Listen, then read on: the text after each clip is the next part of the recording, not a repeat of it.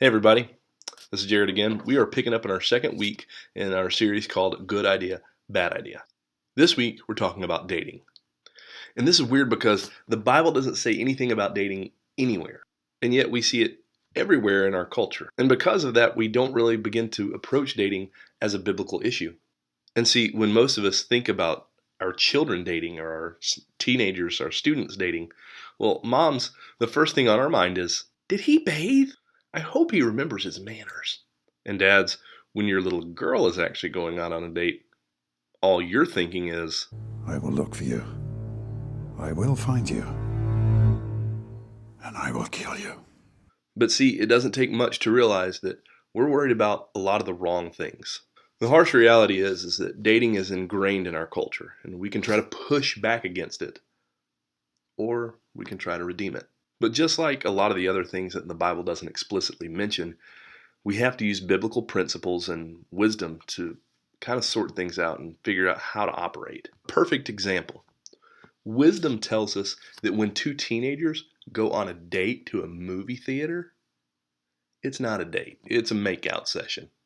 Why do you think teenagers sit on the side or all the way in the back? It ain't because the view is so great from there. It's because people are less likely to sit behind them on the sides and much less likely to sit behind them if they're way in the back. And if people aren't behind them and can't see what they're doing, well, you kind of see where this is going. And see, the Bible tells us in 1 Timothy 5, 1 and 2, that we're to treat younger men in the church as our brothers and younger women in the church as our sisters. Now, okay, just a quick show of hands. Anybody out there, has anybody out there made out with their sister? No, nobody? Okay, good. Dating, when done wrong, can be disastrous. But when it's done right, it can be fun for everybody involved. That's right. I said everybody, because if it's just two teenagers, problems are going to occur. We call that a bad idea. But a good idea would be a group date, going out with a group of friends, preferably ones that you guys approve of. For more on friends, see the video from our last message. Or let's say that you don't approve of any of their friends. Well, mom and dad, it might be time to go on the old double date.